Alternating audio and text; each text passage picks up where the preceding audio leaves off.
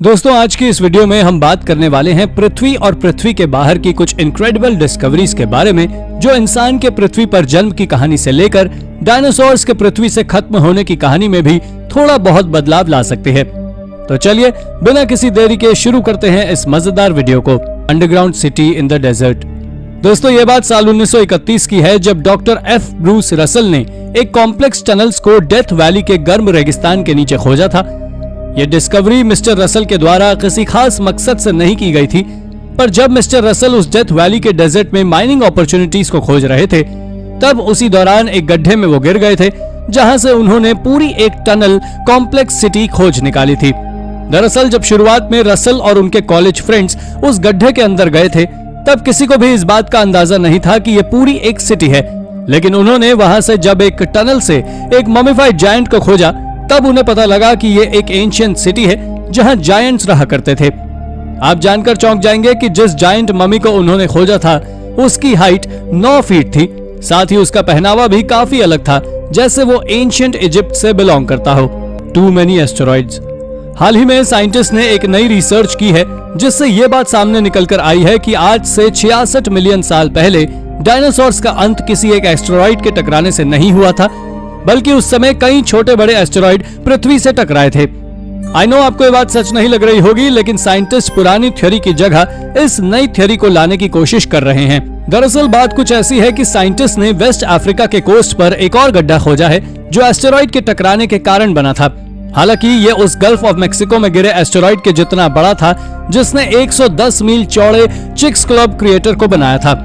लेकिन ये अफ्रीका के कोस्ट पर मिला एस्टेरॉइड के कारण बना गड्ढा भी करीब 5 मील तक चौड़ा है, जिसे साइंटिस्ट ने नादिर नाम दिया है, जो पानी के अंदर 1300 फीट की गहराई में है। इसके बारे में यूनिवर्सिटी ऑफ एरिजोना के महान साइंटिस्ट वेरोनिका ब्रे का मानना है कि इसके पानी में गिरने से करीब 3000 फीट की बाढ़ आई होगी, जो वाकई में इसे एक बड़ी खोज बनाता है। Fishing for fossils.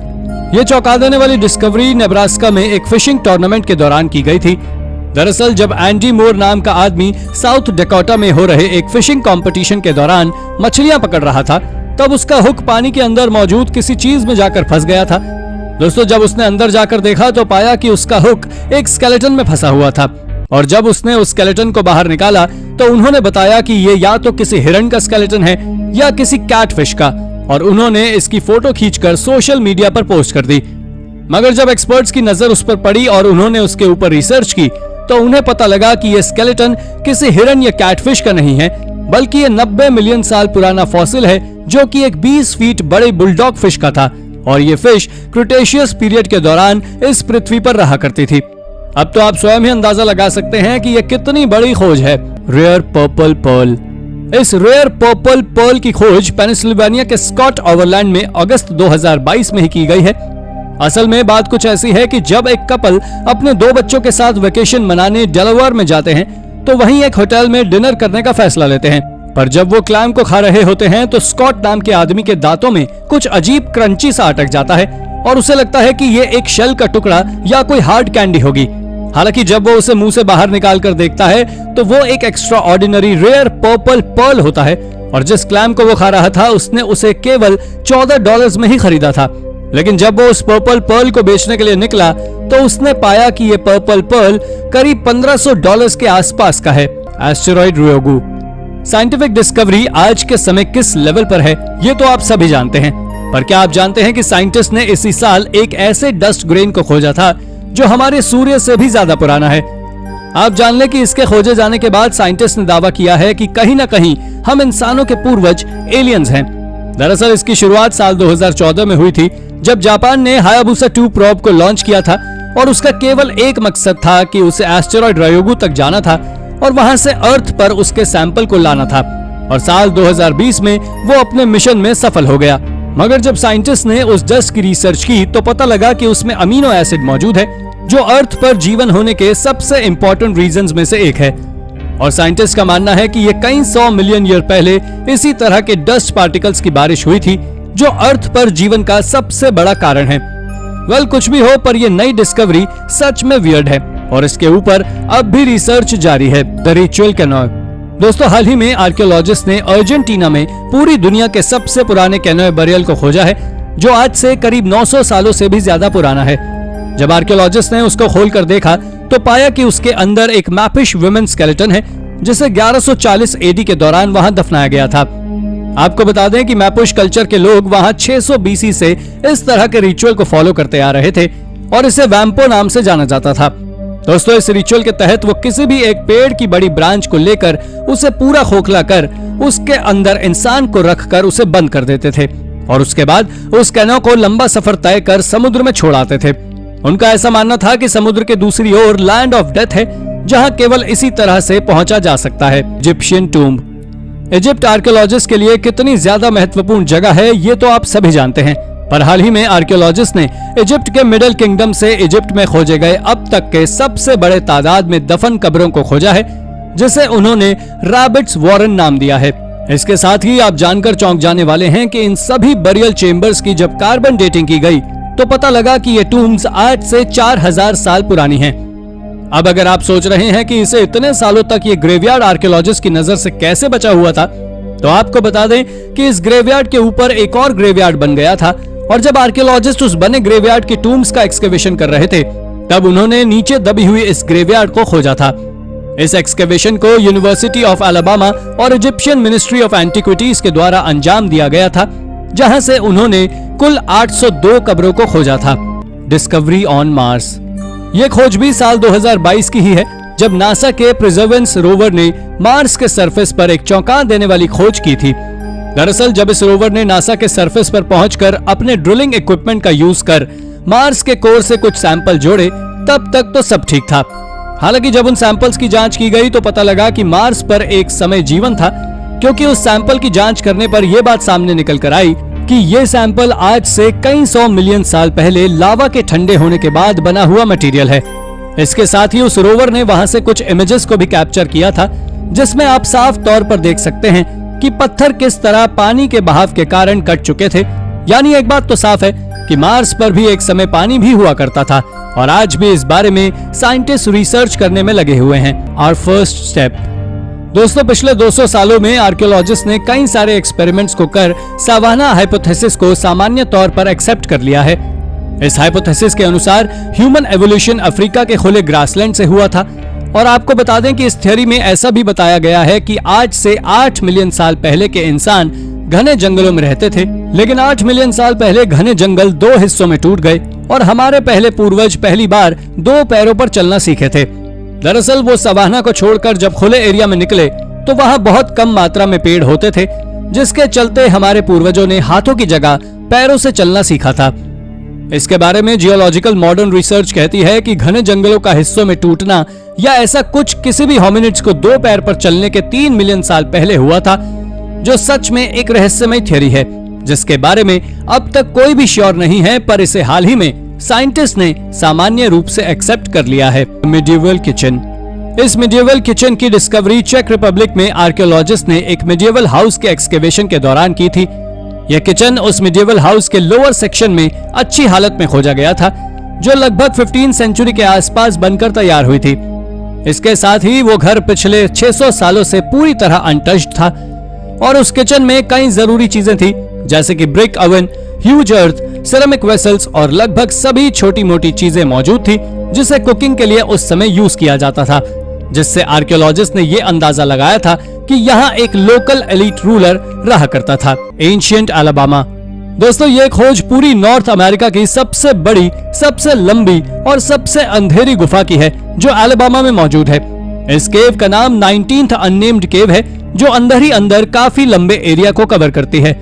आपको बता दें कि इस केव के अंदर एंशिएंट आर्ट भी मौजूद है, जो पिछले 1000 सालों से वहां मौजूद था, पर पिछले कुछ सालों तक किसी को उनके बारे में पता तक नहीं था।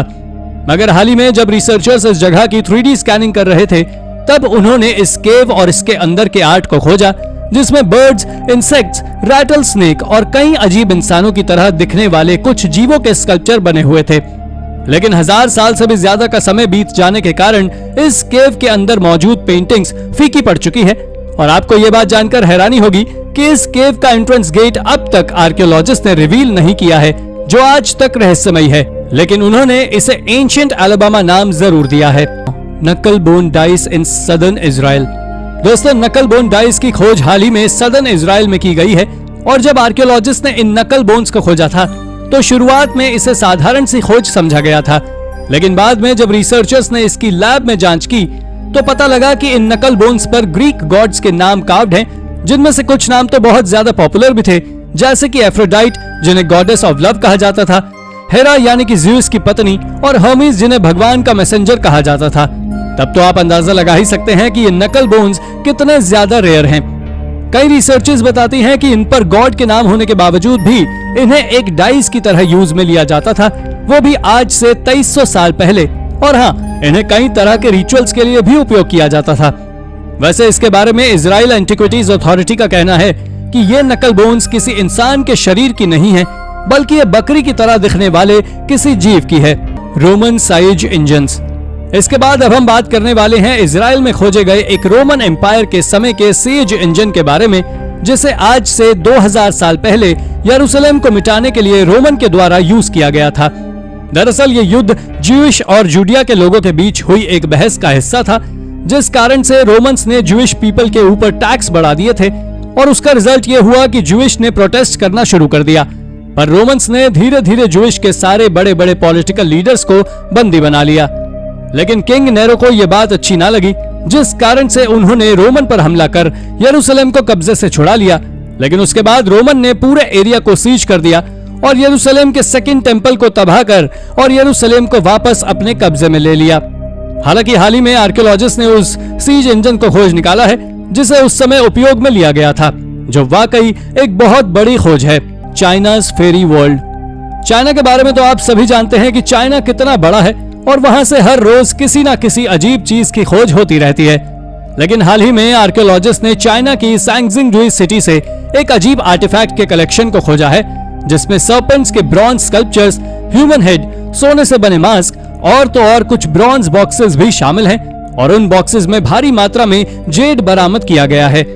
इसके बारे में चाइना की कुछ बड़ी यूनिवर्सिटीज का मानना है कि ये चीजें या कहें कि ये आर्टिफैक्ट्स आज से 4000 साल पुराने फेरी चाइना को दर्शाते हैं। दोस्तों, इसके बारे में ज़हाओ हाल नाम की यूनिवर्सिटी ने तो ये तक दावा किया है कि ये आर्टिफैक्ट्स किसी अमीर सिविलाइजेशन से बिलोंग करते हैं जो आज से कई हजार साल पहले ही विलुप्त हो चुका है।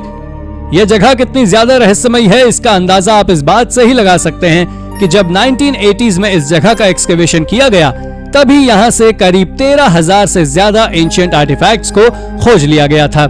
ये आर्टिफैक्ट्स इसलिए भी कुछ ज्यादा अजीब हैं क्योंकि यहाँ से मिले आर्टिफैक्ट्स में ज्यादातर 4000 साल पुराने ब्रॉन्ज आर्टिफैक्ट्स शामिल हैं और उस समय ब्रॉन्ज काफी ज्यादा कीमती मेटल हुआ करता था। एंशिएंट चॉम्पर। दोस्तों, क्या कभी आपने सोचा है कि जब प्री हिस्टोरिक टाइम्स में किसी भी तरह का दांत साफ करने के लिए कोई तरीका या कहीं गैजेट नहीं होता था, तो उसके बावजूद भी प्री हिस्टोरिक लोगों के दांत आज के इंसानों की तुलना में ज्यादा मजबूत कैसे होते थे?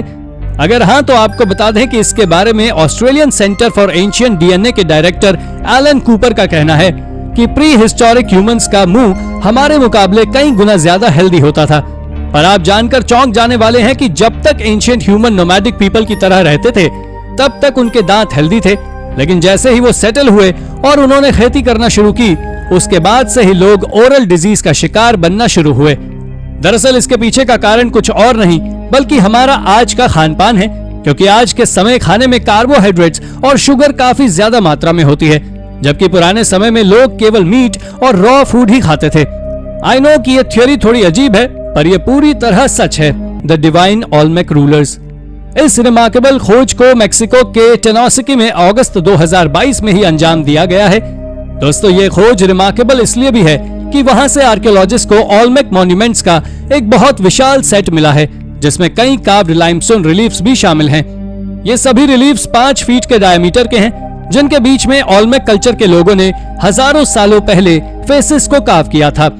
वैसे इन रिलीफ्स की एज अब तक किसी को पता नहीं है, पर इन्हें उसामा सिंटा रिवर के किनारे से खोजा गया था, जहां 2900 साल पहले ओल्मेक कल्चर के लोग रहते थे। असल में ये रिलीफ्स प्राचीन ओल्मेक के रूलर्स को डेडिकेटेड है, जिसमें वो रूलर्स एक रिचुअल के तहत कॉन्टोर्शनस पोज में खड़े नजर आ रहे हैं। दरअसल ये एक एंशिएंट रिचुअल होता था जिसके कारण ब्रेन में ऑक्सीजन लेवल कम हो जाता था। ये रिचुअल एंशिएंट हिस्ट्री के सबसे वियर्डेस्ट रिचुअल्स में से एक था, लेकिन ओल्मेक कल्चर के लोगों के लिए ये बिल्कुल भी वियर्ड नहीं था, बल्कि वो इसे एक डिवाइन प्रोसेस मानते थे। प्री हिस्टोरिक केव स्ट्रक्चर्स। दोस्तों, आर्कियोलॉजिस्ट ने फ्रेंच की सबसे पॉपुलर केव में कई सारे मिस्टीरियस स्ट्रक्चर्स की खोज की है, जिसके बारे में आर्कियोलॉजिस्ट का मानना है कि ये इंसानों के द्वारा बनाए गए सबसे पुराने बिल्डिंग प्रोजेक्ट्स में से एक हैं। ये स्ट्रक्चर्स आज से करीब 1,75,000 साल से भी ज्यादा पुराने हैं, लेकिन इसके पीछे की मिस्ट्री ये है कि आज तक कोई ये पता नहीं कर पाया कि आखिर इन केव स्ट्रक्चर्स को बनाने का असली पर्पस क्या था। ऐसा नहीं कि इन केव्स में कोई रहता नहीं था, बल्कि इन केव्स में आज से 1 लाख साल पहले निएंडरथल्स रहा करते थे। हालांकि अगर इसके अंदर बने स्ट्रक्चर के बारे में बात करें तो इसमें करीब 400 स्टालगमाइट्स का उपयोग किया गया है, जिसे सीलिंग और जमीन पर सजाने के लिए लगाया गया था। यह अब तक खोजे गए सबसे प्राचीन केव स्ट्रक्चर्स में से एक है, जिसे देखने के बाद आप भी चौंक जाएंगे। Spanish Graves. चलिए तो अब बात करते हैं पूरी दुनिया की सबसे पुरानी मुस्लिम सिमेट्रीज के बारे में, जिसे हाल ही में स्पेन के आइबेरियन पेनिनसुला में मौजूद सबसे पुरानी आर्कियोलॉजिकल साइट से खोजा गया है। यहाँ से अब तक कुल 433 स्केलेटन्स को खोजा जा चुका है, जिनकी कार्बन डेटिंग से पता लगता है कि इनमें से कई सारे स्केलेटन्स तब के हैं जब इस्लाम ने स्पेन पर कब्जा लिया था, क्योंकि इस जगह कई बार मुस्लिम और क्रिश्चियन धर्म के लोगों के बीच भयानक युद्ध भी हो चुका है। मगर इसके कई सालों बाद काफी कोशिश करने के बाद क्रिश्चियन धर्म के लोगों ने इस्लामिक रूलर्स को स्पेन से बाहर निकाल दिया था, जिसके बाद का इतिहास अब तक गायब है और सभी के लिए एक मिस्ट्री बना हुआ है।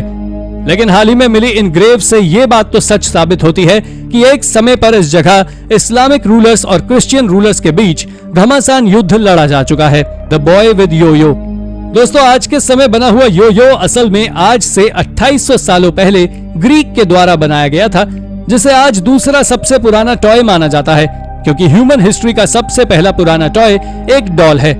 इस यो-यो के बारे में ऐसा कहा जाता है कि इसे चाइना में बनाया गया था, उसके बाद ये ईस्ट में पहुंचा और फिर एंशिएंट ग्रीक के हाथों में लग गया, और एंशिएंट ग्रीक के हाथों में जाने के बाद ये काफी ज्यादा पॉपुलर हो गया और ग्रीक पीपल यो-यो की मीनिंग कम कम से मिलाकर देखने लगे, जिसके बाद ग्रीक पीपल इसे लकड़ी से बनाकर तैयार करने लगे और ये पूरी दुनिया में काफी ज्यादा फेमस हो गया।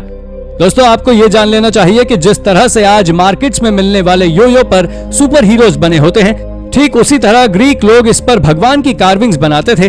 पर किसी खिलौने पर भगवान की कार्विंग्स को बनाने के बारे में एक्सपर्ट्स का कहना है कि वो इस टॉय को ब्लेसिंग का प्रतीक मानते थे। Ancient Assyrian tunnels. ये बात साल 2014 की है, जब इराक में आइसिस एक्सट्रीमिस्ट घूमने गए थे। तब उन्होंने वहां मौजूद कई सारी टूटी हुई बिल्डिंग्स, श्राइन और भी कई चीजों के वीडियो को बनाकर सोशल मीडिया पर पोस्ट किया था। दोस्तों, जब ये वीडियो आर्कियोलॉजिस्ट के हाथों में लगी और उन्होंने खोज शुरू की तो पाया कि वहां एक एंशिएंट टनल भी मौजूद है, जो पूरी तरह कार्विंग से भरी हुई है, और उन सभी चीजों की कार्बन डेटिंग से पता लगा कि ये कार्विंग्स असीरियन एम्पायर के समय की है।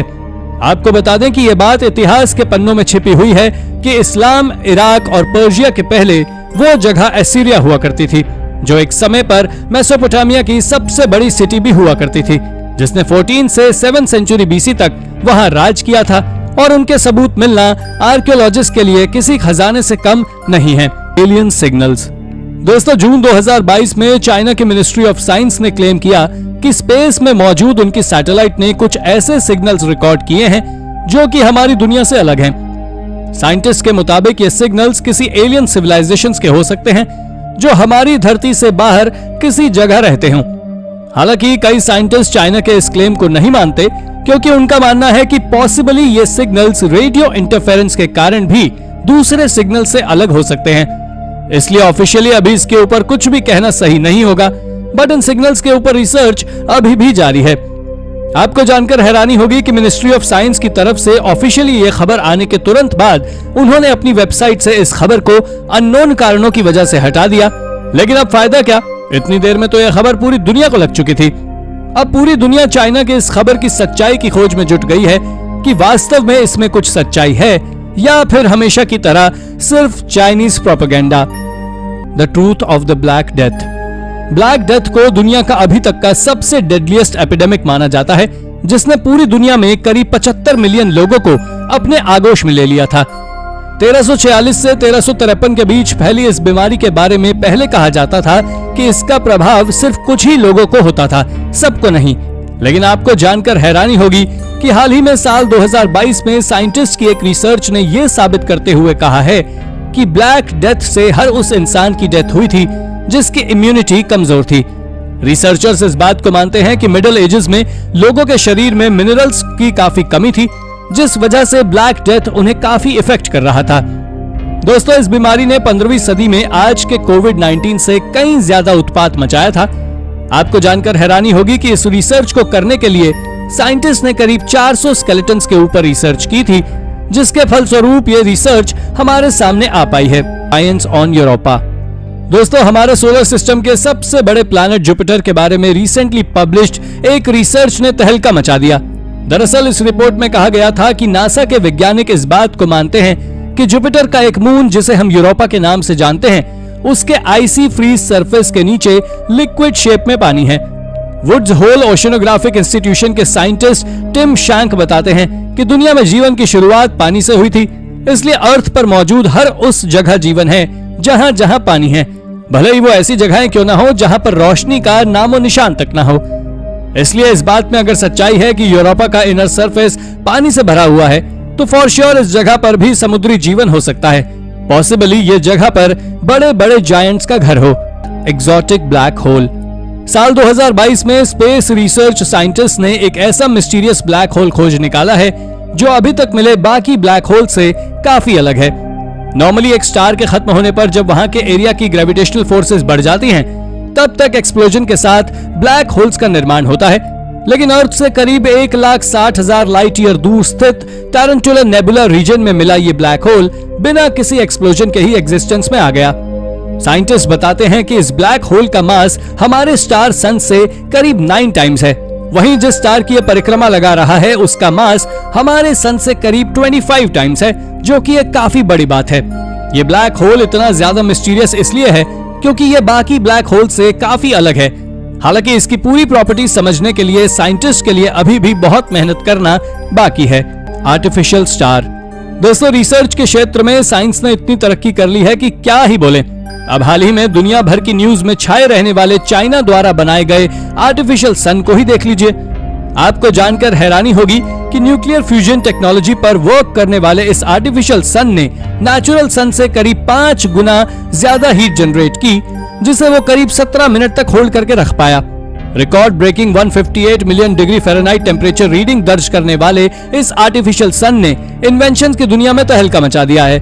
दोस्तों, ऐसा इसलिए है क्योंकि न्यूक्लियर फ्यूजन को नीट एंड क्लीन एनर्जी के सोर्स के रूप में देखा जाता है। इसलिए अगर चाइना का यह प्रोजेक्ट सक्सेसफुल साबित होता तो दुनिया में ये एक रेवोल्यूशनरी चेंज लाने वाला है, क्योंकि पॉल्यूशन से भरी इस दुनिया में क्लीन एनर्जी की हर देश को जरूरत है। The balancing rock. स्पेस के बारे में तो हमेशा ही रिसर्च वर्क जारी रहता है, but at present Mars space scientist की सबसे बड़ी प्रायोरिटी है, जहां पर वो सालों से जीवन की खोज में जुटे हुए हैं। इस रिसर्च में नासा ने साल 2021 में मार्स पर अपने परसेवरेंस रोवर्स भेजे थे, जिन्होंने वहां से कई सारे ऐसे एविडेंस भेजे जिससे यह पता लग सकता है कि मार्स पर ऐसा बिल्कुल भी नहीं था जैसा कि वो आज दिखता है। दरअसल वहां मौजूद रिवर्स और माउंटेन्स के सबूत इस बात की पुष्टि करते हैं कि किसी जमाने में ये प्लैनेट काफी ज्यादा हरा भरा हुआ करता था। शायद ही आपको मालूम हो कि इन रोवर्स द्वारा भेजी गई इस इमेज में एक ऐसी बैलेंसिंग रॉक भी दिखाई दी जो बिना किसी सपोर्ट के एकदम बराबर माउंटेन टॉप पर रखी हुई थी। इनको देखकर ऐसा लग रहा था मानो इसे किसी ने उस जगह जमाया हो। अनप्रेडिक्टेड ग्रेविटेशनल फोर्स वाले इस प्लैनेट पर इस तरह का बैलेंसिंग रॉक का होना अपने आप में एक अनोखी बात है। The James Webb telescope. Space research की दुनिया में दिन ब दिन नए नए आयाम गढ़े जा रहे हैं, जिसमें अंतरिक्ष को चीरते हुए हम इंसान अपार संभावनाओं वाले अंतरिक्ष को और भी नजदीक से जानने के काबिल बनते जा रहे हैं। स्पेस रिसर्च के इसी क्रम में सबसे बड़ा रोल प्ले किया है जेम्स वेब टेलीस्कोप ने, जिसके बारे में क्लेम किया जाता है कि यह टेलीस्कोप अभी तक दुनिया का सबसे एडवांस टेलीस्कोप है, जो धरती से लाखों लाइट ईयर दूर स्थित गैलेक्सीज की फोटोज क्लिक कर सकता है। दोस्तों, इस टेलीस्कोप के लॉन्च होने के मात्र एक हफ्ते बाद ही इसने दुनिया की अभी तक मिली सबसे पुरानी गैलेक्सी की तस्वीर निकाली, जिसकी उम्र करीब 13.5 बिलियन ईयर्स है। इस गैलेक्सी के मिलने से हाल फिलहाल ये तो कंफर्म हो गया है कि अंतरिक्ष उससे भी काफी पहले से मौजूद में है, जैसा कि हम मानते हैं। आई होप कि ये टेलीस्कोप ऐसी ही इंटरेस्टिंग रिसर्च हम सभी के सामने लाता रहे, जिससे हमें ऐसे ही अपने अंतरिक्ष के बारे में जानकारी मिलती रहे। Death of the pedal fish. दोस्तों, दुनिया में डायनासोर्स के वक्त से एग्जिस्टेंस में रहने वाली चाइनीज पैडल फिश को साल 2022 में ऑफिशियली एक्सटिंक्ट करार दे दिया गया। International union for conservation of nature के मुताबिक इस पैडल फिश को आखिरी बार साल 2003 में देखा गया था। उसके बाद से इसका कोई नामो निशान नहीं मिला। आपको जानकर हैरानी होगी कि करीब 23 फीट लंबी ये फिश दुनिया की सबसे रेयर स्पीशीज में से एक थी जो अब दुनिया से जा चुकी है। दोस्तों, इस फिश एक्सटिंक्ट होने के साथ साथ IUCN ने स्टर्जन और पैडल फिश की दूसरी 26 रेयर स्पीशीज के ऊपर रिसर्च की, जिसमें मालूम चला कि यह भी दुनिया से एक्सटिंक्ट होने की कगार पर है। बहरहाल, चाइनीज पैडल फिश के एक्सटिंक्ट होने की वजह से हर एनवायरमेंटल लवर सदमे में है, क्योंकि जो फिश उन एस्टेरॉइड्स के हमले से बची रही जिन्होंने इस धरती के सबसे बड़े जीव डायनासोर्स को मिटा दिया, वो आज हम ह्यूमंस के फैलाए प्रदूषण की वजह से दुनिया से खत्म हो चुकी है। Exposed glacier rocks. साल 2022 में कैनेडियन सिटी विक्टोरिया के सी शोर्स पर लो टाइड्स और शोर से पानी खिसकने के चलते सालों से पानी में दफन कुछ चट्टानें दिखाई देने लगी हैं। इन चट्टानों में ज्यादातर चट्टानें ग्रेनाइट की बनी हुई हैं, लेकिन इस जगह पर एक बड़ी सी चट्टान ऐसी भी है जो कि नॉर्मल ग्रेनाइट की नहीं बनी है।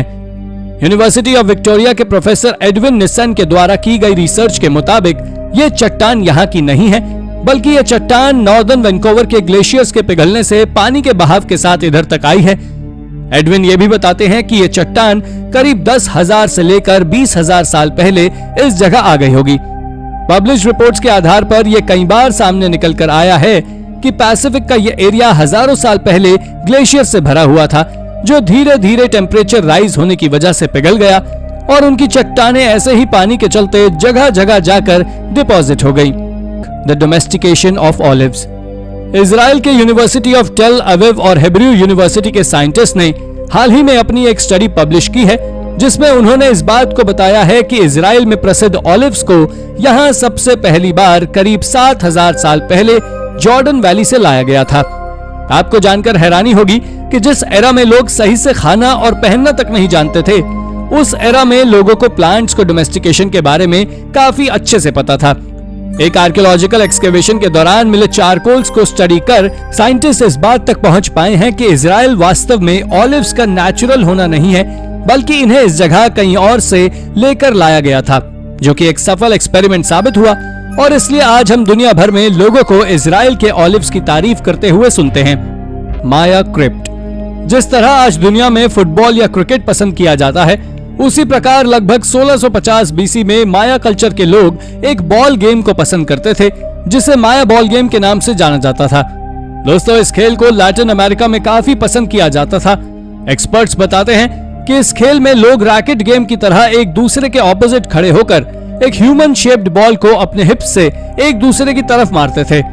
वो ऐसा इसलिए करते हैं क्योंकि उन्हें माया कल्चर में इस तरह की कई कार्विंग्स मिली हैं जो ऐसा बताती हैं। लेकिन आपको इस खेल से जुड़ी एक बात जानकर हैरानी होगी कि साल 2020 में माया सिटी टोनिना में आर्कियोलॉजिस्ट ने एक ऐसा क्रिप्ट डिस्कवर किया है जहां पर उनका मानना है कि प्रोबेबली इस खेल में यूज होने वाली बॉल को बनाया जाता था।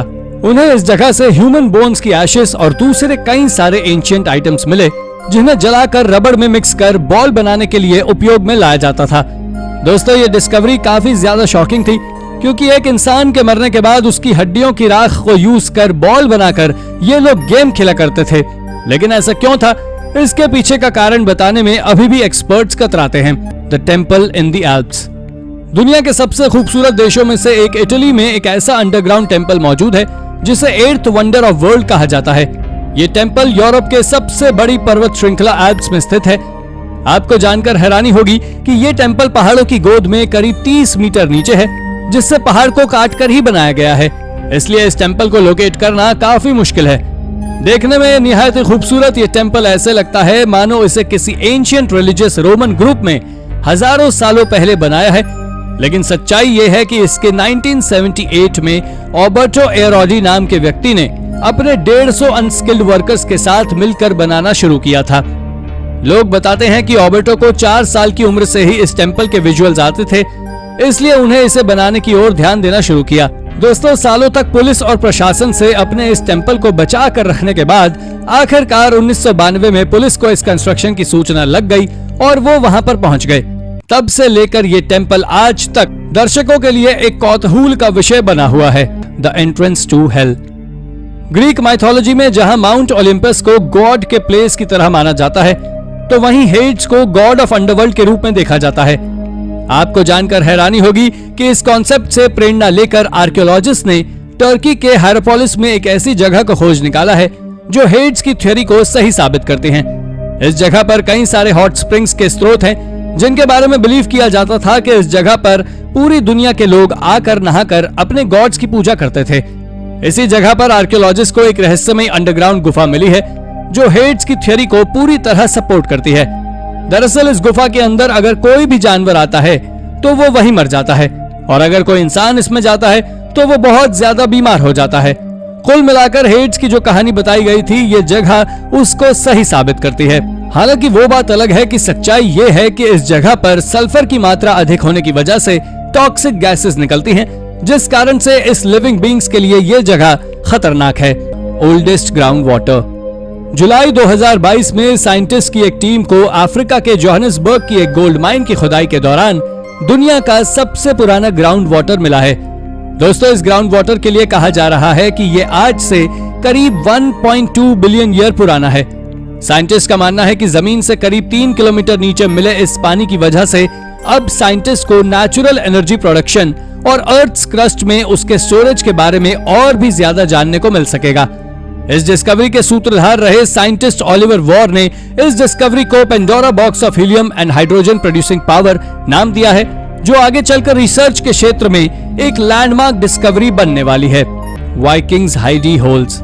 दोस्तों, आयरलैंड के डबलिन में एडवेंचर के शौकीन जोई थॉम्पसन ने अपने इस शौक की वजह से एक एंशिएंट वाइकिंग हाइडी होल ढूंढ निकाला है।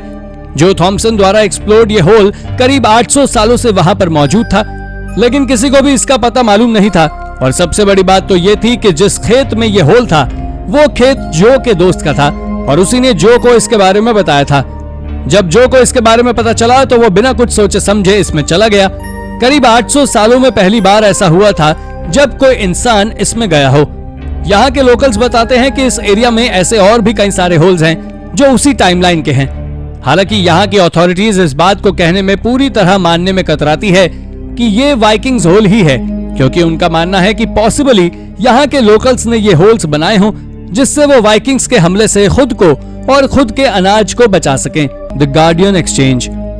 कोल्ड वॉर के दौरान जब पूरी दुनिया पर न्यूक्लियर बॉम्ब का खतरा मंडरा रहा था, तब दुनिया के लगभग हर देश में ऐसी कई बंकर्स का निर्माण हो रहा था जो न्यूक्लियर हमला होने पर भी उसके प्रकोप को झेल सके और काम कर सके। ऐसा ही एक बंकर निकलकर सामने आया यूके के मैनचेस्टर में।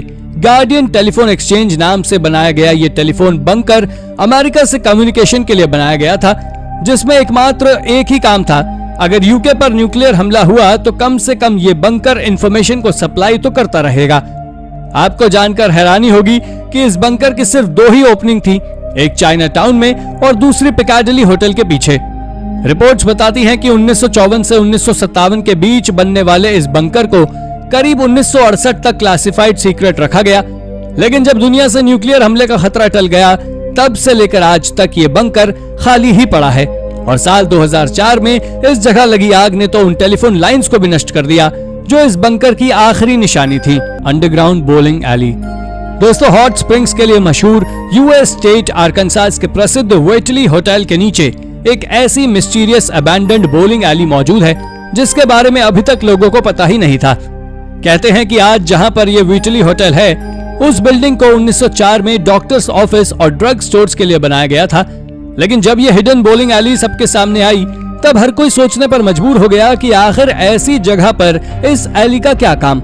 आपको जानकर हैरानी होगी कि जब इस शक को दूर करने के लिए यहाँ की अथॉरिटी सामने आई तो उन्होंने बताया कि किसी जमाने में यह लोकेलिटी पूरे अमेरिका के माफियाज का पसंदीदा स्पॉट हुआ करता था, जहां पर वो अलग अलग जगहों से मौज करने के लिए आते थे। इसलिए उन्होंने ही अपनी सीक्रेट मीटिंग्स और अपने ऐशो आराम के लिए इस बोलिंग का निर्माण करवाया, जिसके ऊपर बाद में एक बिल्डिंग बना दी जो साल दर साल अलग अलग कामों में ली जाती रही। यही जगह आज वेटली होटल के नाम से कई टूरिस्ट को अपनी ओर आकर्षित करती है। Mysterious underground passage. आयरलैंड में स्थित कॉर्क काउंटी के काहा माउंटेन रेंज में एक रोड प्रोजेक्ट के कंस्ट्रक्शन के दौरान प्रोजेक्ट में काम करने वाले मजदूरों को जमीन के अंदर एक एंट्रेंस नजर आया, जो पहली नजर में ऐसा लग रहा था जैसे कि यह किसी गुफा के एंट्रेंस हो। हालांकि जब इसके ऊपर रिसर्च की गई तो मालूम चला कि यह कोई नेचुरल एंट्रेंस नहीं बल्कि एक मैन मेड एंट्रेंस है जिसे करीब 1000 साल पहले लोगों ने बनाया था। आपको जानकर हैरानी होगी कि रिपोर्ट्स कहती हैं कि ये वो जगह है जहां पर नियोलिथिक एज में लोग रहा करते थे, ऐसी जगहों का उपयोग करते थे।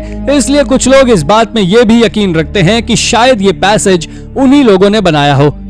बट इसे बनाया जिस किसी ने भी होगा, ये बात तो श्योर है कि या तो उन्होंने इसे अपने शेल्टर के लिए या फिर अनाज की सुरक्षित स्टोर करने के लिए बनाया होगा, क्योंकि जिस वक्त इसका निर्माण किया गया था उस वक्त इस पूरे रीजन में वाइकिंग्स जैसे कई और खतरनाक लोगों की टोलियां लूटने के लिए घूमती थी। Secret civil war bunker. दोस्तों, अपने गार्डन की साफ सफाई के दौरान आमतौर पर लोगों को कई ऐसी पुरानी चीजें मिलती हैं जो उन्हें बीते हुए वक्त की याद दिला देती हैं। लेकिन अमेरिकन स्टेट मिजोरी के एक परिवार को अपने गार्डन में गार्डनिंग करते वक्त कुछ ऐसा मिला जिसने उन्हें चौंका दिया। दरअसल उन्हें अपने गार्डन में 1860s की सिविल वॉर के दौरान बनाया गया एक बंकर दिखाई दिया जो कि काफी खराब हालत में था।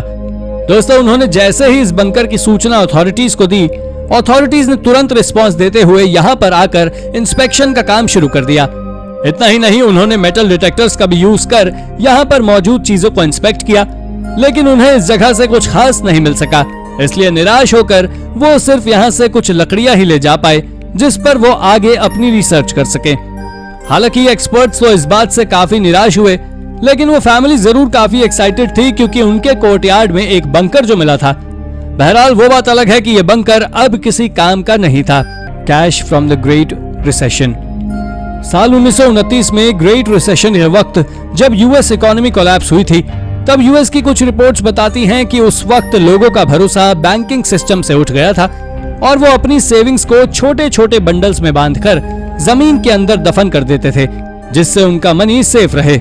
इस बात को सभी के सामने लाते हुए एक खबर निकलकर सामने आई जब न्यू जर्सी के वाइल्डवुड इलाके में रहने वाली गिल्सन फैमिली को अपने बैकयार्ड में खुदाई के दौरान साल 1934 के करीब $1000 मिले। ये डॉलर सिगार नुमा ब्राउन पैक करके जमीन में दफनाए गए थे।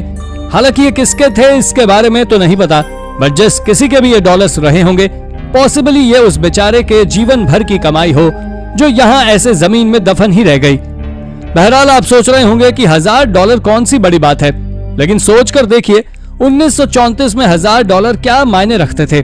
आज से तुलना की जाए तो करीब $22,000 के बराबर। अब $22,000 कोई छोटी मोटी रकम हो तो आप बता दें। तो दोस्तों, ये थी हमारी आज की एक और इंटरेस्टिंग वीडियो।